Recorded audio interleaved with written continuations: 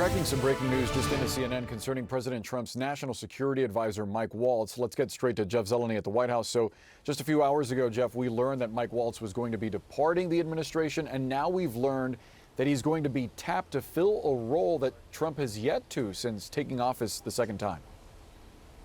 Boris, very interesting, and we can headline this under a soft landing, if you will. The president just announcing a few moments ago on Truth Social, his social media platform, that he does intend to nominate Mike Waltz to be the next ambassador to the United Nations. Let's read this together here.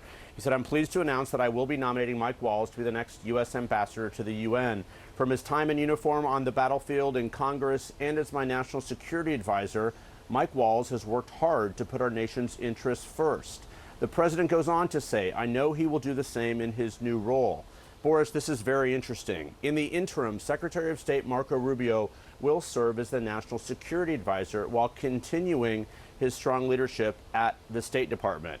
So certainly some quick work by the White House, by the president, to move beyond the storyline of a firing, essentially, to shifting the conversation to who is going to replace him. And Boris, my memory at least is, and we will have to check this, but not since Henry Kissinger served as the Secretary of State as well as the National Security Advisor, was that position held by the same person. There may have been someone else since then, since those intervening years from the Nixon administration. However, this is a temporary position for Secretary Rubio, but certainly interesting that Mike Waltz is going to be nominated to be the U.S. ambassador to the United Nations. Of course, that was a position that was intended to be held by Elise Stefanik, right, a member of Congress from New York who was waiting her time for confirmation hearings, but the House Republican majority was too narrow. So the White House ultimately withdrew her nomination. So certainly one of the examples here of how cards fall in different ways. Mike Waltz, of course, was taken from the House, from his Florida seat, and now he's going to be nominated to be the ambassador to the UN. I would suspect he would have a fairly smooth confirmation role. He's well respected on Capitol Hill, but we shall see. Boris? Jeff Zeleny, please stand by. We have CNN's Alex Marquardt with us tracking this news. So, Alex, it seems, as Jeff put it, like a soft landing for Waltz, albeit with far less proximity to President Trump and a direct influence over U.S. policy, because UN ambassador it's almost more of a spokesperson for the administration at the United Nations, right? Still a very critical role. I would agree with Jeff in terms of the soft landing. Obviously, we've seen several people fired far more angrily and dismissively by Trump in the past, banished from the administration, whereas here, Waltz is being kept in the fold, albeit, as you note, not in the building, not even in the same city. But obviously, it's a lateral move, if you will. It's a step down, but a lateral in terms of it's still on the foreign policy team. A lot of times it's going to come down to the force of personality of that UN ambassador, whether they have any kind of real voice or sway over the administration. I think by removing Waltz from the inner sanctum of the White House, he probably won't have as much, and you're right that UN ambassador position might be a little bit diminished. But on the positive side of the ledger, this is someone who is quite well respected among foreign officials. This is someone who is seen, because of his military experience and congressional experience and time overseas, as one of the, if not the most accomplished foreign policy practitioners in the administration, I would say, alongside Secretary of State Marco Rubio. So when you have countries around the world and officials around the world who are upset with what the Trump administration is doing, even angry, they see those two men as people who they can work with. And in talking to foreign officials today, there were a number of them who were sad to see him leave the administration because they saw him as someone they could rely on. And so they'll be happy to see him landing on his feet at the UN and welcome to still have his voice in the administration. Boris?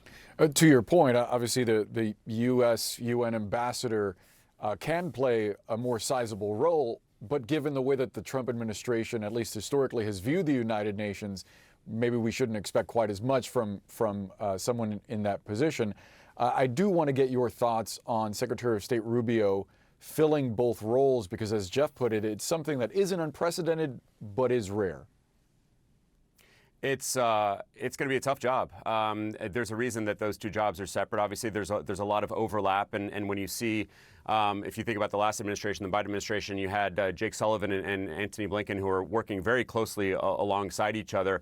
Though I think it was Sullivan really who was leading this. I mean, Rubio has a massive day job. That's a huge bureaucracy at the State Department to lead. It's definitely a promotion. Well, it's a good thing for Rubio because he'll be more in the fold. We know that the proximity to Trump is so important, and certainly Rubio has strong deputies at the State Department. I think it is rather remarkable because, again, Rubio is seen as more of a traditionalist and less in that MAGA camp. And so when we think about who might come next, if he's thinking along the lines of Rubio or Waltz, then that would be very interesting because the sense is he might want to go in a different direction. The U.S. President Donald Trump says the outgoing National Security Advisor, is our top story this hour, Mike Waltz, will be nominated as the next U.S. ambassador to the UN. And he says Secretary of State Marco Rubio will serve as his National Security Advisor. I'm just seeing now on Truth Social, I'm pleased to announce I'll be nominating Mike Waltz to be the next United States ambassador to the United Nations. From his time in uniform on the battlefield, in Congress, and as National Security Advisor, Mike Waltz has worked hard to put our nation's interests first. Let's go to our Kevin Liptak, who has more reporting on this. And Kevin, I mean, this was pretty fast.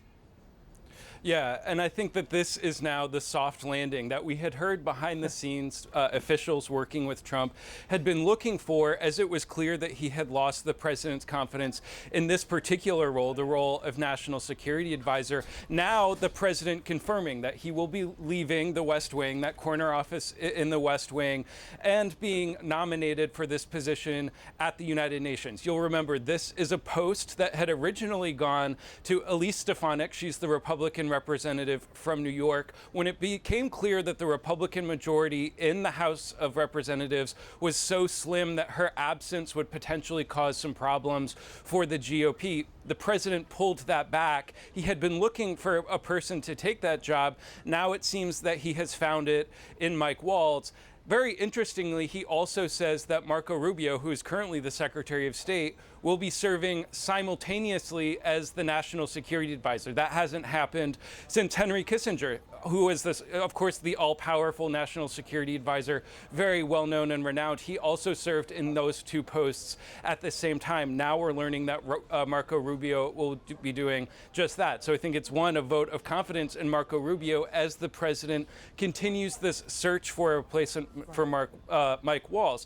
Now, this position, the ambassador to the UN, in some ways it is powerful, but in some ways it is a major demotion. This is not a job that will have a whole lot of relevance in the Trump administration. Trump is not someone who looks at the UN as a place where much can be done. And so in a lot of ways, this is sort of putting him out to pasture in the national security realm. But it is a job. It is an ambassadorship, which I don't think you can turn your nose at. So the president here confirming that Mike Waltz will be leaving the West Wing and that Marco Rubio will be serving in dual roles as the National Security Advisor and as the Secretary of State.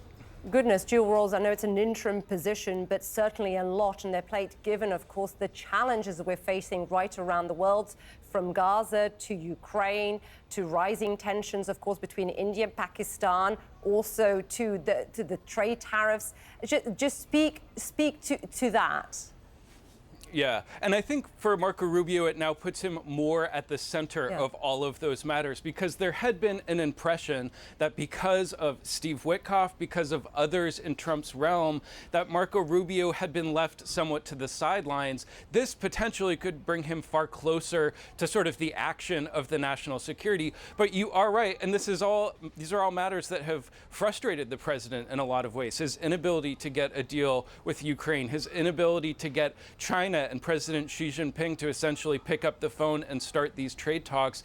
Even the issue of the Houthis, which the president has been very eager to tout over the last several weeks. You know, the Houthis have not been decimated. They're still firing at American warships in the Red Sea, causing some pretty significant damage. And so these are all issues that now Rubio will be at squarely the center of. One question I have sort of right off the bat, the Secretary of State job is one that is out of the country for the vast majority of it. You think think of Tony Blinken, you think of John Kerry, you think of some of President Trump's secretaries of state. They're on the road almost constantly. President Trump is someone, if you're out of sight, in a lot of ways, you're out of mind. And for particular, the National Security Advisor role, you want to be there in the Oval Office talking with the president directly. So it's a question of how he will balance this job of top diplomat, the idea of shuttle diplomacy around the world, with a job that is much more Washington-centered, trying to organize the interagency, all of these different departments to try and coordinate American foreign policy. So that will be a task that he will at least have to conduct in the interim, depending on how long it takes the president to find a permanent national security advisor. Certainly a vote of confidence for Rubio, but what we're seeing right now, it seems at the White House, musical chairs. I know you'll stay across it for us. Kevin, thank you very much.